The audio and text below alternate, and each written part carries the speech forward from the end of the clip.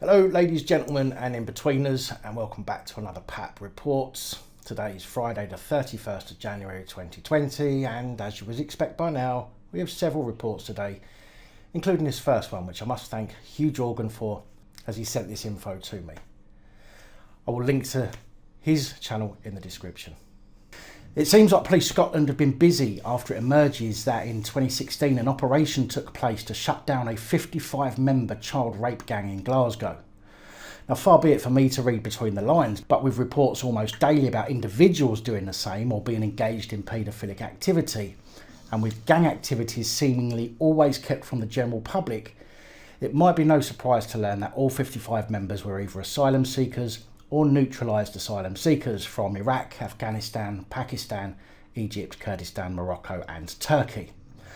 Now, before people start on me, I know that many paedophiles are white English, but let's face facts. Every gang we hear of are not, and that can't be a coincidence. A report conducted by Detective Inspector Sarah Taylor from the National Child Abuse Investigation Unit found that, of the suspects, only 14 had been deported. 22 remain in Glasgow, a further 8 are believed to be living in the United Kingdom, whereabouts unknown, with just one person in prison and a further individual pending deportation. Now, maybe that's why it was kept quiet. I mean, the fact that only one of the 55 seemed to be, being punished for what they've done. Or maybe it's because it was going on for so much longer and it was ignored. Who knows? The report, I'll link to that in the description, details the scale at which the grooming gang operated, with one victim believed to have been abused by 28 different members of the group, and another being linked to 23 men within the gang. When questioned as to why the investigation into the grooming gang was hidden from the public, a police source said, "We need to be very clear that we always carefully consider when and what information to release in relation to ongoing investigations to protect vulnerable victims and the integrity of the inquiry." A typical response from the police there. But what about the protection of potential future victims? I remember days when someone was wanted, they would be plastered everywhere so the public could be vigilant, could keep an eye out and report if they saw or knew that person. These days, the police feel that they should simply allow other people to become victims so they can keep it quiet. It's very easy really to protect vulnerable victims as far as I'm concerned, and the integrity of an inquiry, by simply making it known you're looking for a person without giving details on the case. It's not like you have to give names of the victims out, but no. Let's let the 14 that have been deported sneak back into the country. The 22 still living in Glasgow find some more victims. The 8 believed to be living in the UK stay unlocated, and all over the fact that you might get called a racist. Facts are facts, no matter the colour of your skin or your ethnicity or your religion or any other so-called protected characteristic. If you commit a crime and you're Asian, then you're an Asian criminal. If you commit a crime and you're white, then you're a white criminal. But no, let's protect the criminals' feelings and save ourselves from having to explain by simply letting most of them get off and potentially do the same to other young white girls.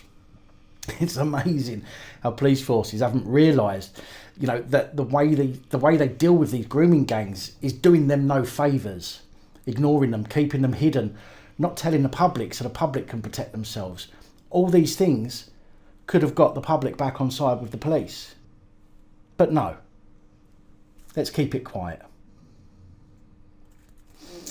Next, we have 32-year-old ex-Cheshire Police employee Michael Luckett, who served as an officer in Warrington and appeared at Manchester Crown Court on Friday the 31st of January, today, where he was sentenced to 12 months in prison, not suspended. Luckett had previously pleaded guilty to misconduct in public office before resigning from his position. His offence was that he became involved in a sexual relationship with a vulnerable woman he met whilst on duty. Luckett initially met the 30-year-old woman on Saturday the 19th of January 2019 after she was involved in a collision on Old Liverpool Road in Warrington.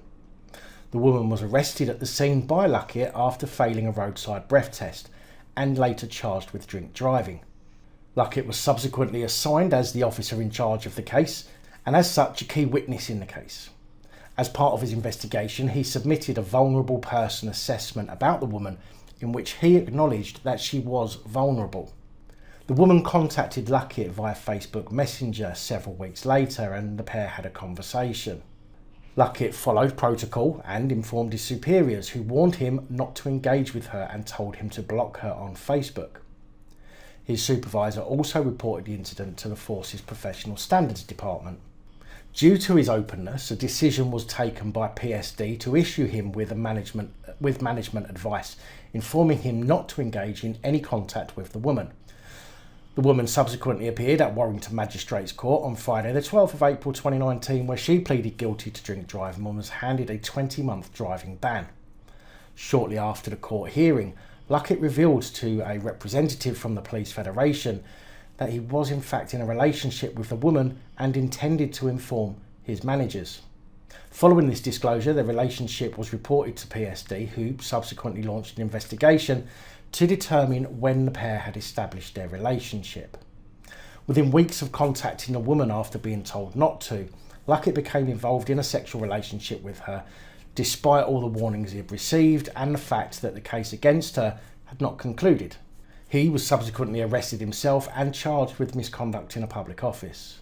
Following today's hearing, Detective Chief Inspector Alison Ross, Deputy Head of Cheshire Constabulary's Professional Standards Department, said, as a serving officer, Luckett held a position of trust and swore an oath in which he promised to abide by the clear guidelines about the standards expected from him.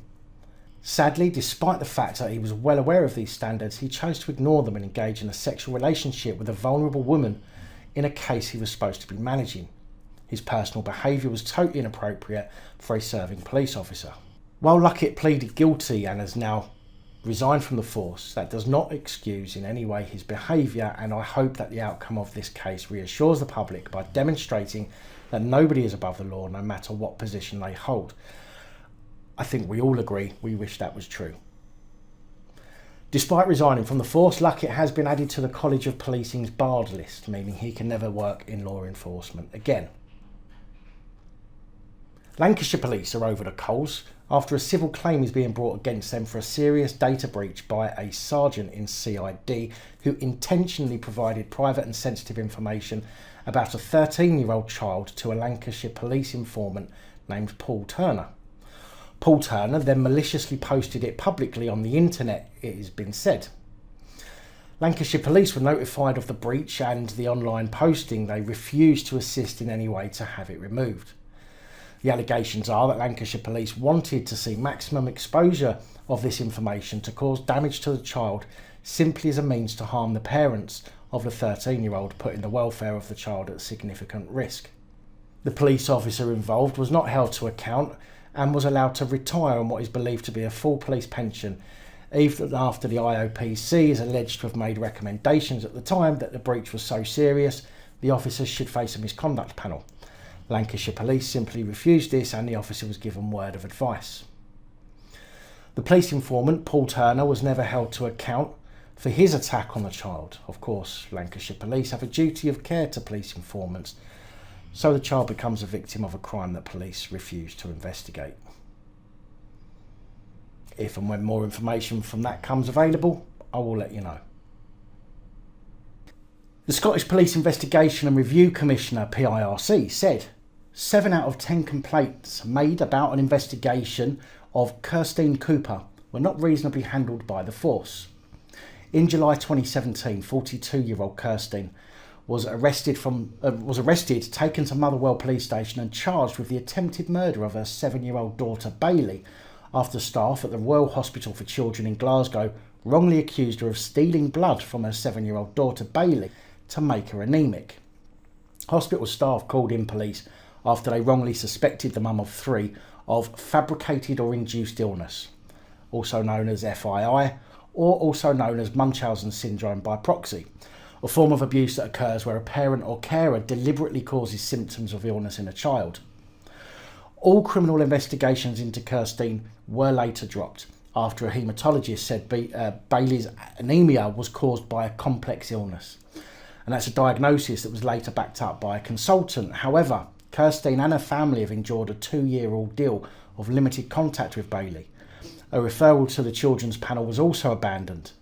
In October 2017, Kirstine officially lodged her concerns with Police Scotland about its part in the investigation, but it rejected all 10 of her complaints. Surprise, surprise. In a review of the force's response, PIRC said police mishandling of Kirstine's complaints included her concern she was interviewed by officers without the legal entitlement of a caution and a lawyer, despite days earlier a police log referring to her as the suspect. Police Scotland admitted in its complaint response to Kirstine she had been referred to in a log on February the 2nd as the suspect, but said it had been put in error. That's all right then, isn't it? You know, we're not to blame, it was a mistake, an error. Can you imagine trying to use those excuses against the police? It won't wash. So why do they think they can be excused when trying it on us? Mrs Cooper is now preparing a legal case against NHS Greater Glasgow and Collide. She said she wanted to die after the accusations were made and arrested, adding, "Bailey and my children are my absolute world, my complete life. So to be accused of anything, let alone the worst thing you could imagine in the world, and the most special person to you in the world, you just feel like your life is not worth living if that's what someone can accuse you of. What we have been put through as a family is unbelievable. The reason I want to pursue it is because the time and the memories we lost with Bailey we can never get back. Special times like starting school that we were not allowed to be on our own with her. We want to ensure this never happens to another innocent family. We want things to be put in place that before children can be removed from parents, there must be some kind of solid evidence of why it's happening so children don't have to go through this trauma." She added, "We watched Bailey go through trauma every night in hospital for months, hysterical crying being taken away from us." Unbelievable. It seems there isn't even so much as an apology, just a statement suggesting an error. What do you expect from the police? Merseyside Police have issued an apology and launched an internal review. We all know what that means. After a mother was informed of her son's death, only for him to answer his phone when she called it. A body was found in a children's park in St Helens and wrongly identified using social media on the 26th of January. Believing the dead man was 39-year-old Wes McDonnell from Northampton, they used a Facebook account in that name to make contact with his ex-girlfriend, who provided contact details for his mother. Merseyside Police asked Northamptonshire Police to attend the address of the mother to inform her of her son's death. However, when they explained the body of her son had been found, she dialed her son's phone number, only for him to answer the call. Mr McDonnell, the supposed deceased, said Merseyside Police later called his mother to explain how they had used Facebook to make the identification. They put 2 and 2 together and got 5, he said. John Roy, Merseyside Police's Assistant Chief Constable, said, "We are extremely sorry for any distress that we have caused to Mr McDonnell and his family. We have had further contact with Mr McDonnell's family and a full internal review is underway so we can understand exactly what happened and assess what we can learn from this incident to ensure it does not happen again." Well, what a shocking thing to happen.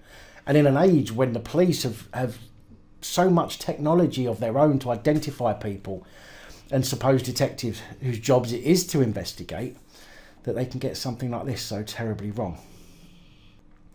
And last but not least, a video of a Police Service of Northern Ireland police car engulfed in flames with what appears to be a police constable in flames on the floor has been circling on social media. Lots of people are claiming it to be real. However, if you see this footage, which was taken by what seems to be a mobile phone camera,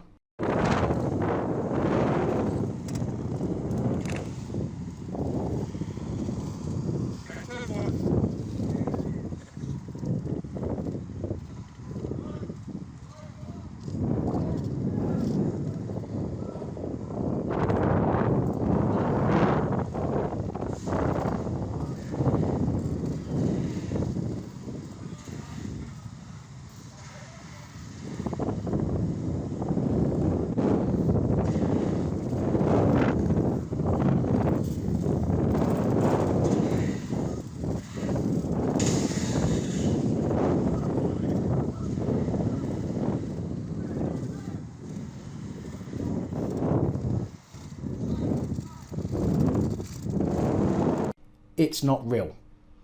Well, not in the sense that you would think. What's happening is really happening, but it's staged as it's part of a production for a new BBC drama, Bloodlands, starring Jimmy Nesbitt. Now, this took me all of about 15 seconds to find out after seeing the footage, whereas a lot of people are taking it for face value and spreading it as though it's a real incident. I urge you, if you see something like this, before spreading it, check it out yourself. It really, really isn't difficult to find information about incidents like this, and you can work out whether it's true or not before sharing it. Anyway, that's all I have for you today. Please like, comment, share, subscribe, let me know your thoughts, as I know many of you will. And until next time, stay safe, look after each other, film the police and other officials. Good night, all. Thank you for taking the time to watch this video. If you like the content and you'd like to help support the channel, you can do so. In the description of every video there are some links to ways that you're able to help support the channel so I can continue putting out content. If you're unable to help us in that way, hit that subscribe button up the top there. If you haven't already, become a subscriber. That is support enough. Share the videos, comment, like, it all helps. If you're looking for something else to watch, up top there is my latest video. Down the bottom there is a video that YouTube recommends for you.